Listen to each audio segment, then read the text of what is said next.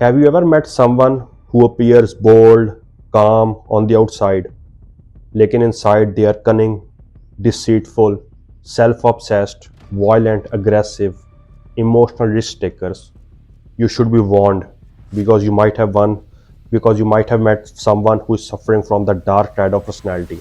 Maybe one, maybe even all three of these traits. तो आज की वीडियो में let's explore this negative side of human behaviour, जिसमें 3 traits पाए जाते हैं which are collectively called the dark trade of personality according to psychology. Number 1 narcissism, number 2 Machiavellism, number 3 psychopath. आपके around जो भी लोग पाए जाते हैं जिनके अंदर ये ट्रेट्स हैं, they are harmful not just to you but also to the society as a whole. These are the people who create toxicity in relationships. They are the hindrance in building meaningful connections and relationships. So how are you going to spot the difference and how are you going to identify them? Let's look at all 3 cases one by one with proper real life examples and simple theories in order for you to understand well.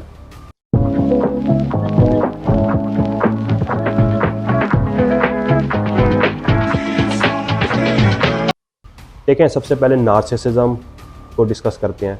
एक narcissist वो person होता है जो self obsessed होता है, जिसके अंदर बहुत ज़्यादा सेल्फ लव, जो अपनी ज़ात से बाहर ही नहीं निकलने को तैयार होता. Someone who thinks that he deserves special treatment. उनको लगता है कि वो यूनिक है, they are different from the rest of the world. For example, एक सोशल मीडिया इन्फ्लुएंसर है, एक इंस्टाग्रामर है who post 10 selfies in one day. उसको कोई एक हेट कॉमेंट आता है and he suddenly thinks it's him against the rest of the world, कि पूरी दुनिया उसके अगेंस्ट है. ठीक है, सारी दुनिया जो है वो उससे जलती है. They are jealous of him. That is narcissist behaviour.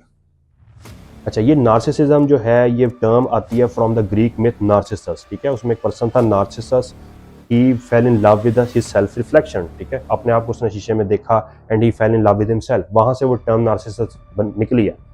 अब how are you gonna spot these narcissist guys? How are you gonna look at them and say that okay this guy is a red flag?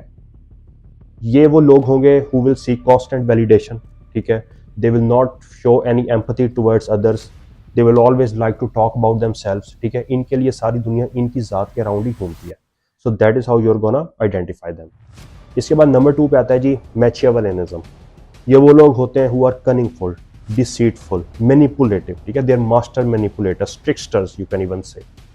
अब for example, एक ऐसा office में worker है जो boss को हर time flatter करता रहता है, दूसरे अपने कोलीग्स को, कोवर्कर्स, पीयर्स को बिलिटल करता है. जब भी कोई प्रमोशन आती है, he is able to land that promotion not because of his talent but because he knows how to play that game. ठीक है, साइकोलॉजी के मुताबिक ये मैचिएवलिस्टिक गाइज वो होते हैं for them the end justifies the means. वो कहते हैं कि वो जो रास्ता, वो जो ट्रैक जिस बात को फॉलो करते आ रहे हैं, उनके लिए it is certified as long as the end is according to their wishes and desires. अच्छा, अब ये मैचिएवलिज्म टर्म कहाँ से निकली है? ये वो इटालियन फिलोसफर मैचिएवेली के नाम के ऊपर रखी गई है, जिसने अपनी पॉलिटिकल गाइड बुक लिखी थी द प्रिंस, जिसमें उसका कहना ये था कि जो रूलर्स हैं, जो गवर्नमेंट के पीपल हैं, they should use cunningness, lies and deceits in order to run people. कि अवाम को चलाने के लिए, रआया के ऊपर हुकूमत करने के लिए इन झूठ का, इन फॉल्सिफिकेशंस का, लाइज का सहारा लेना ज़रूरी है. और अगर जो लीडर्स ये इन वेपन्स को, इन टैक्टिक्स को यूज़ कर रहे हैं, वो ठीक कर रहे हैं. तो how are you gonna spot these Machiavellistic guys in your society around you? ठीक है, they will be very cunning. ठीक है, they will use lies and tricks. ठीक है, they will use other peoples as tools. They will exploit you for their own purposes. ठीक है, they will always make sure that they come on top. So that is how you are gonna identify them. इसके बाद third, last but not the least, आते हैं psychopath. As the name indicates, आपको लगेगा कि वो वायलेंट लोग हैं, जो अग्रेसिव हैं, बारबैरिक हैं, ब्रूटल हैं. ठीक है, जो बहुत ज़्यादा फिजिकलिटी में बिलीव रखते हैं, या बहुत ज़्यादा जो है वो harmful actions toward other human beings लेते हैं. ऑल्दो टर्म यही कहती है, और होते भी हैं इनमें से बहुत सारे क्रिमिनल्स होते हैं, but that doesn't mean that the word psychopath just includes and fits these guys. Psychopath में वो लोग भी शामिल हैं who do not feel any remorse after doing something bad. They do not feel any regret. ठीक है, अगर वो कोई काम गलत करते हैं तो उसके ऊपर वो फख्र करते हैं. ठीक है, they are emotionless, these are cold guys. ठीक है, उनका कहना है कि जो भी वो काम अपने लिए ठीक समझेंगे वो करेंगे. ठीक है, तो अगर उनके लिए एक रास्ता उन्होंने क्रॉस करना है और किसी दूसरे को कुचल के वो रास्ता उन्होंने क्रॉस करना है, तो they will not think twice before doing it. Psychopathy is linked to low activity in the amygdala. ठीक है। एमिगडाला वो पार्ट ऑफ द ब्रेन होता है that controls emotions like fear and empathy. तो how are you gonna spot guys who have this psychopathy nature?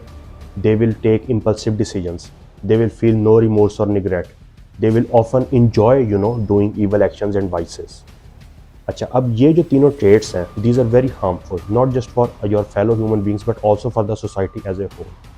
अब psychologists जो हैं, they are even using these dark triad screen tests, for job hirings, to select leadership roles, and even they are also utilizing this, in therapy.